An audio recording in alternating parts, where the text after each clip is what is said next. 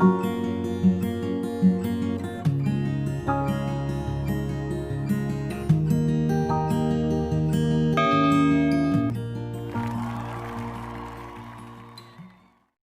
Friends, मेरा नाम प्रवीण है और आप देख रहे हैं प्रवीण ब्लॉग ऑन एजुकेशन। आज जो हम सब्जेक्ट पढ़ने जा रहे हैं वो 12th कॉमर्स का सब्जेक्ट बिजनेस स्टडी है।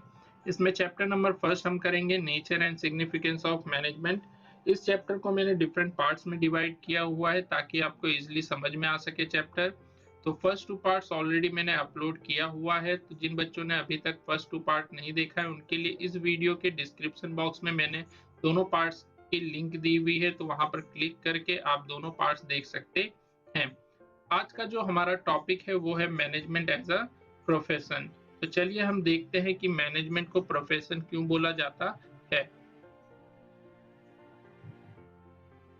हेडिंग में जैसे कि आप देख पा रहे हैं मैनेजमेंट एज अ प्रोफेशन मैंने लिखा हुआ है। तो दो वर्ड कीवर्ड है, एक मैनेजमेंट, दूसरा प्रोफेशन। दोनों को समझने के लिए आपको दोनों की डेफिनेशन समझनी जरूरी होती है। तो मैनेजमेंट की डेफिनेशन मैंने ऑलरेडी जो है फर्स्ट पार्ट में बताई हुई है। तो जिन बच्चों ने नहीं देखी है अभी तक वीडियो, वो फर्स्ट पार्ट देख के मैनेजमेंट की डेफिनेशन को समझ सकते हैं। अभी मैं आपको प्रोफेशन की डेफिनेशन बताना जा रहा हूँ।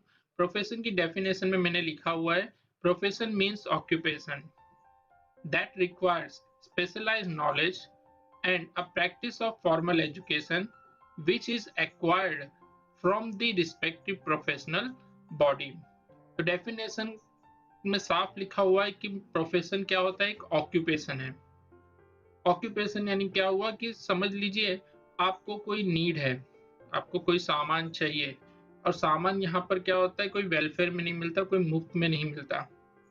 उसके लिए आपको क्या करना पड़ता है, पैसे देने पड़ते हैं, और पैसे क्या करने पड़ेंगे, आपको अर्न करने पड़ते हैं। तो अर्निंग के 3 तरीके बताए गए हैं इकोनॉमी में। पहला तरीका होता है अर्निंग का कि आप जो है किसी दूसरे के लिए काम करेंगे और वहां से आपको क्या मिलती है, सैलरी, तो उसको हम एम्प्लॉयमेंट बोलते हैं। दूसरा तरीका होता है कि आपको कोई खुद की चीज मैन्युफैक्चर करेंगे और मैन्युफैक्चर करके उसको बेचेंगे और उससे प्रॉफिट अर्न करेंगे, उसको हम बोलते हैं बिजनेस। और तीसरा तरीका होता है कि आप अपनी सर्विस, आप अपनी स्किल का यूज करते हैं और उसके थ्रू आप अर्न करते हैं, जिसको हम बोलते हैं प्रोफेशन। तो इसी वजह से प्रोफेशन को ऑक्यूपेशन बोला गया है। अब प्रोफेशनल में किसको बोलूंगा, तो उसके लिए जरूरी है रिक्वायर्ड स्पेशलाइज नॉलेज। हम उन्हीं लोगों को इस प्रोफेशनल बोल सकते हैं जिनके पास स्पेशलाइज नॉलेज होती है, यानी किसी चीज की अच्छी खासी एक्सपर्टाइज नॉलेज होती है, अच्छी खासी जानकारी होती है। लेकिन जानकारी होना ही सब कुछ नहीं होता है, उसके साथ साथ उनके पास उस चीज की फॉर्मल एजुकेशन भी होनी चाहिए। और ये एजुकेशन उन्हें कहाँ से गेन करनी होगी, उसकी प्रोफेशनल बॉडी से। इसको मैं एग्जांपल के साथ समझाता हूँ। जैसे कि लॉयर, अभी बहुत से लोग होते हैं जिनके पास एक टैलेंट होता है कि वो अच्छे से अपने आप को डिफेंड कर सकते हैं वर्बली किसी भी टॉपिक पर, लेकिन उसकी वजह से वो कोई लॉयर नहीं बन जाएंगे, यानी किसी कोर्ट में जाके वो केस नहीं लड़ सकते। उसके लिए उनको क्या करनी पड़ेगी, सबसे पहले एक फॉर्मल एजुकेशन गेन करनी पड़ेगी, यानी उनको कोर्स करना पड़ेगा। अब लॉयर बनने के लिए आपको क्या करना पड़ता है, एलएलबी। तो आपको एलएलबी करनी पड़ेगी। आपने एजुकेशन गेन कर लिया, उसके बावजूद भी आप डायरेक्टली केस नहीं लड़ सकते। आपको प्रोफेशनल बॉडी यानी किसी एसोसिएशन, किसकी एसोसिएशन का, लॉयर की जो एसोसिएशन होती है उसका मेंबर बनना पड़ेगा। मेंबर बनने के बाद ही आपको एक सर्टिफिकेट दिया जाता है, उस सर्टिफिकेट के बाद ही आप क्या कर सकते हो, केस लड़ सकते हो। तो ये डेफिनेशन बताती है। तो डेफिनेशन के कुछ कीवर्ड्स हैं जैसे कि स्पेशलाइज्ड नॉलेज, फॉर्मल एजुकेशन और प्रोफेशनल बॉडी। तो ये अगर आप याद रखेंगे तो डेफिनेशन इजीली आपको लर्न हो जाएगी। तो मैं एक बार फिर से रिपीट कर देता हूँ। प्रोफेशन एक क्या है, ऑक्यूपेशन है जहां पर आपको स्पेशलाइज्ड नॉलेज की जरूरत पड़ती है, उसके साथ साथ फॉर्मल एजुकेशन की जरूरत पड़ती है, और आपको मेंबर बनना पड़ता है किसी प्रोफेशनल बॉडी का। ओके, यहाँ पर जो मैंने दूसरा पॉइंट दिया हुआ है वो है profession is used for the welfare of the society. अब प्रोफेशनल लोग जो होते हैं उनका काम क्या होता है, सोसाइटी को अपनी सर्विस प्रोवाइड करना। तो उनका काम है वेलफेयर का। लॉयर क्या करता है, जो भी लोग लॉ नहीं समझ सकते हैं, जिनके पास अच्छी खासी जानकारी नहीं है कानून के बारे में, तो वो क्या करता है, हेल्प करता है और उनके रिलेटेड क्या करता है, केस लड़ता है। तो यानी वो अपने क्लाइंट का केस लेता है और उनके बिहाफ पर वो केस लड़ता है। फिर दूसरा आता है डॉक्टर। डॉक्टर क्या होते हैं, प्रोफेशनल होते हैं। अब पेशेंट जब बीमार होता है तो वो खुद नहीं ठीक हो सकता, उसके लिए उसके एक एक्सपर्ट की जरूरत पड़ती है। तो डॉक्टर क्या करता है, वेलफेयर करता है लोगों पर, ताकि वो क्या कर सके, लोगों को ठीक कर सके। तो प्रोफेशनल में वेलफेयर बहुत ही जरूरी होता है। बाकी दो ऑक्यूपेशन जैसे कि हमने देखे थे, एम्प्लॉयमेंट और बिजनेस, यहाँ पर प्राइमरी मोटिव होता है पैसे अर्न करना। सबसे पहला काम क्या होता है उनका, कि मुझे कैसे भी करके पैसे चाहिए। लेकिन प्रोफेशनल में क्या होता है कि आप सोसाइटी को पहले सर्व करोगे और उस सर्विस के थ्रू आपको क्या मिलता है, पैसे मिलते हैं, यानी फीस मिलती है। इसीलिए यहाँ पर बोला गया है कि जो प्रोफेशनल होते हैं उनका जो काम होता है वो वेलफेयर एक्टिविटी परफॉर्म करने के लिए होता है। अभी हम देखेंगे नेक्स्ट स्लाइड में फीचर्स ऑफ प्रोफेशन। अगर हमें समझना है कि मैनेजमेंट एज अ प्रोफेशन है कि नहीं, उसके लिए हमें प्रोफेशन के फीचर्स भी देखने पड़ेंगे। तो चलिए हम स्टार्ट करते हैं मैनेजमेंट के फीचर्स जानने के लिए। तो नेक्स्ट स्लाइड पर मैं क्लिक कर रहा हूँ। जैसे कि नेक्स्ट स्लाइड में आप देख पा रहे हैं, यहाँ पर मैंने कुछ फीचर्स लिखे हुए हैं। टोटल 5 फीचर्स मैंने लिखे हुए हैं, तो मैं आपके लिए रीड कर देता हूँ। पहला फीचर है well defined body of knowledge. Second feature है increase in knowledge and research. Third feature है प्रोफेशनल एसोसिएशन। फोर्थ फीचर है ethical code of conduct and fifth feature है सर्विस मोटिव। तो इन्हीं फीचर से हम जानेंगे कि मैनेजमेंट को प्रोफेशनल बोला जा सकता है, यानी प्रोफेशन बोला जा सकता है कि नहीं। तो चलिए स्टार्ट करते हैं फर्स्ट फीचर को, जो है well defined body of knowledge. तो जैसे कि आप देख पा रहे हैं, यहाँ पर मैंने स्पेसिफाई किया, लिखा हुआ है every professional have to require specialised knowledge of the profession. आप किसी भी प्रोफेशन में हो, चाहे आप डॉक्टर हो, चाहे आप लॉयर हो, चाहे आप सीए हो, आपको क्या करना पड़ता है, उसकी नॉलेज गेन करनी पड़ती है, उसमें एक्सपर्टाइज गेन करना पड़ता है। और उसको गेन करने के लिए आपको क्या करना पड़ेगा, एग्जाम्पल में मैंने लिखा हुआ है। लॉयर अगर आप बनना चाहते हो, उसमें स्पेशलाइजेशन हासिल करना चाहते हो, तो आपको एलएलबी की डिग्री लेनी पड़ेगी, यानी उसका कोर्स करना पड़ेगा। अगर आप डॉक्टर बनना चाहते हो तो आपको एमबीबीएस की डिग्री जरूरी पड़ेगी, उसके थ्रू आप स्पेशलाइज नॉलेज गेन करोगे। सिमिलरली मैनेजमेंट में भी क्या किया जाता है, स्पेशलाइज नॉलेज गेन की जाती है।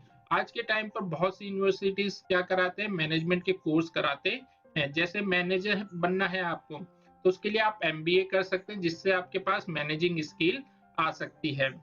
अब यहाँ पर हम कंपेयर करेंगे प्रोफेशन और मैनेजमेंट को। तो जैसे कि प्रोफेशन में मैंने डेफिनेशन में बोला था कि आपको फॉर्मल एजुकेशन गेन करना बहुत ही जरूरी होता है। लॉयर को एलएलबी गेन करना बहुत ही जरूरी होता है स्पेशलाइज्ड नॉलेज के लिए। लेकिन मैनेजमेंट में अभी कंपलसरी नहीं है। मैनेजमेंट में जरूरी नहीं है कि हर एक मैनेजर के पास एमबीए की डिग्री हो। मैनेजमेंट में क्या हो जाता है कि बहुत से लोग जो होता है अपने स्किल, अपने एक्सपीरियंस, अपने ट्रेनिंग के थ्रू मैनेजर बन जाते हैं। उनके पास वो अपने एक्सपीरियंस से, ट्रेनिंग से मैनेजिंग स्किल डेवलप होती है। तो इसीलिए हम कंप्लीटली नहीं बोल सकते कि management as a profession treat किया जा सकता है, क्योंकि फर्स्ट जो फीचर है वो पूरी तरह से मैच नहीं करता है, वो डेवलप हो रहा है। बहुत से कोर्सेज डेवलप हुए हैं रिसेंटली मैनेजमेंट के रिलेटेड, लेकिन ये कंपलसरी नहीं है हर एक मैनेजर के लिए। तो इसीलिए अभी हम कह सकते हैं कि मैनेजमेंट जो है एज अ प्रोफेशन डेवलप हो रहा है, पहली जो फीचर है उसके अकॉर्डिंग। तो चलिए हम सेकंड फीचर्स देखते हैं। स्टूडेंट, जैसे कि सेकंड फीचर आप देख पा रहे हैं, increase in knowledge and research. आपको अपनी नॉलेज को क्या करते रहना पड़ता है, अपग्रेड करना पड़ता है, अप टू डेट करना पड़ता है। उसके रिलेटेड आपको रिसर्च भी करनी पड़ेगी। तो जैसे कि प्रोफेशन में हम एलएलबी की डिग्री हमने ले ली, इसका मतलब ये नहीं कि अब हमको कानून के बारे में सारी जानकारी हो गई। लॉ में क्या होता रहता है, चेंजेस आते रहते हैं, पॉलिसीज चेंज होती रहती है टाइम टू टाइम। तो आपको उस पॉलिसी से रिलेटेड जो भी इंफॉर्मेशन है वो टाइम टू टाइम गेन करनी पड़ती है। इसीलिए पहली लाइन में मैंने लिखा हुआ है, in profession time to time more information and knowledge have to gain by research and experience. तो आप अपनी रिसर्च और एक्सपीरियंस से ज्यादा नॉलेज गेन करते रहते हैं।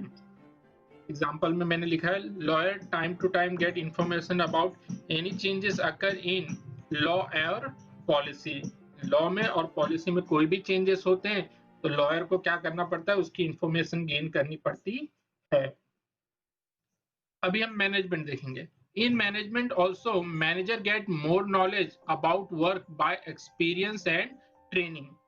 तो मैनेजमेंट में वो कैसे अपनी नॉलेज को इंक्रीज करता है, उसके एक्सपीरियंस के अकॉर्डिंग जैसे जैसे वो काम करता जाएगा उसकी नॉलेज क्या होती जाएगी, बढ़ती जाएगी। दूसरा तरीका होता है ट्रेनिंग, वो उससे रिलेटेड क्या लेगा, ट्रेनिंग लेगा, जिससे वो अपनी नॉलेज को क्या करेगा, इंक्रीज करेगा। तो जो सेकंड फीचर्स है प्रोफेशन का, वो किसके साथ मैच करता है, प्रोफेशन के साथ मैच करता है। तो हम इससे कह सकते हैं कि हाँ, मैनेजमेंट को हम प्रोफेशन बोल सकते हैं। तो चलिए अब थर्ड फीचर हम देखते हैं। थर्ड फीचर है प्रोफेशनल एसोसिएशन। अगर आप प्रोफेशनल हैं तो आपको अपने रिस्पेक्टिव एसोसिएशन का क्या बनना पड़ेगा, मेंबर बनना पड़ेगा। इसलिए पहली लाइन में मैंने लिखा है all professional have their respective association. हर एक प्रोफेशनल का अपना एक एसोसिएशन होता है और उसको मेंबर बनना पड़ता है। सेकेंड लाइन में मैंने लिखा हुआ है एसोसिएशन रेगुलेट एंट्री। एसोसिएशन करती क्या है, सबसे पहला काम होता है कि एंट्री को रेगुलेट करती है, कंट्रोल करती है। विदाउट एसोसिएशन की मेंबरशिप के आप कोई भी एक्टिविटी परफॉर्म नहीं कर सकते। यानी अगर आप लॉयर हैं तो आपको अपने एसोसिएशन का सर्टिफिकेट लेना पड़ेगा, मेंबरशिप लेना पड़ेगा, उसके बाद ही कोई केस लड़ सकते हैं। अगर आप डॉक्टर हैं तो अपने रिस्पेक्टिव एसोसिएशन का मेंबरशिप लेना पड़ेगा, उसके बाद ही आप कोई क्लिनिक ओपन कर सकते हैं और पेशेंट्स को ट्रीट कर सकते हैं।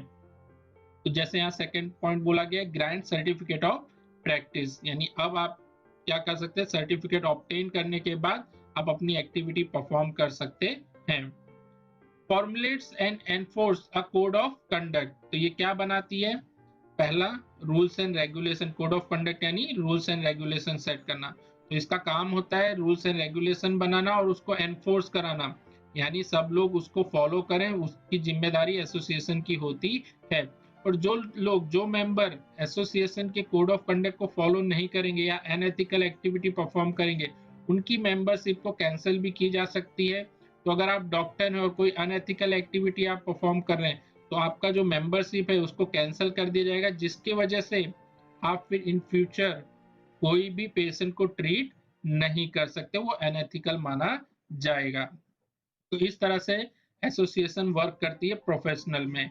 अब मैनेजमेंट में there are management association which have set membership rules and ethical codes.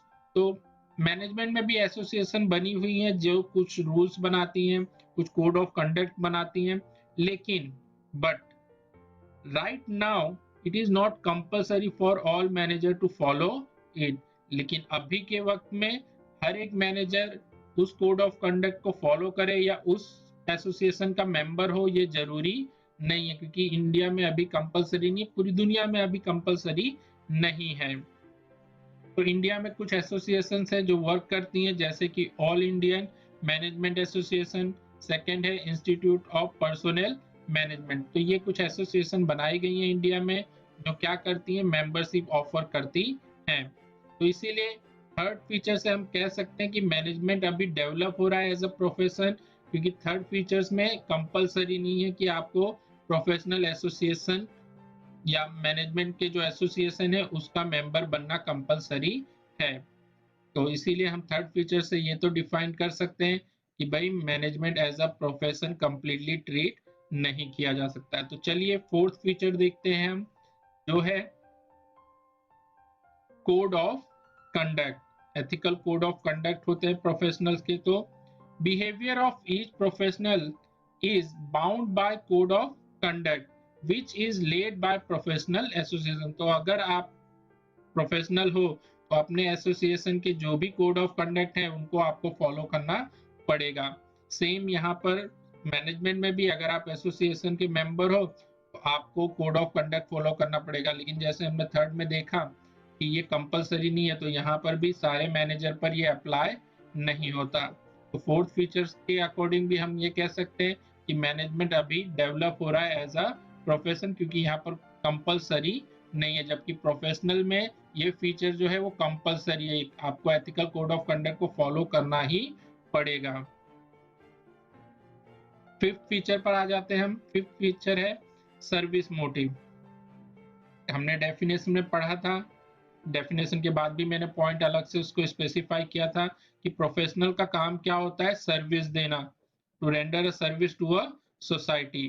तो पहली लाइन लिखी हुई है, professional provide service to their client and get monetary benefit for the same. तो प्रोफेशनल का काम क्या होता है, सर्विस देना अपने क्लाइंट को, और उसके बदले में उसको क्या मिलती है, फीस मिलती है, यानी मॉनेटरी बेनिफिट मिलता है। मॉनेटरी यानी पैसा, ओके। जो पैसों से रिलेटेड होता है वो मॉनेटरी होता है, जो पैसों से रिलेटेड नहीं होती चीजें उसको हम नॉन मॉनेटरी बोलते हैं। Professional first motive is to service society. पहला मोटिव क्या होता है प्रोफेशनल का, कि भाई आपको सर्विस प्रोवाइड करनी है सोसाइटी को। Manager also provide their service to organisation and earn income. अब मैनेजर सोसाइटी को तो नहीं, लेकिन कह सकते हैं मैनेजर जो है अपनी ऑर्गेनाइजेशन को अपनी सर्विस प्रोवाइड करता है और उसके बदले में वो क्या करता है, इनकम अर्न करता है। तो फिफ्थ फीचर मैच करता है, लेकिन टोटली मैच नहीं करता है, क्योंकि मैनेजर का जो मोटिव होता है वो उसके ऑर्गेनाइजेशन के प्रति होता है, ना कि सोसाइटी के प्रति। तो ये पांचों फीचर से ये हमें पता चलता है कि मैनेजमेंट जो है अभी एज अ प्रोफेशन डेवलप हो रहा है। तो होप सो आपको अच्छे से समझ में आ गया है। तो अगर आपको वीडियो ये अच्छे से समझ में आ गया है तो इस चैनल को प्लीज सब्सक्राइब करिए और वीडियो को लाइक करिए। Thanks for watching.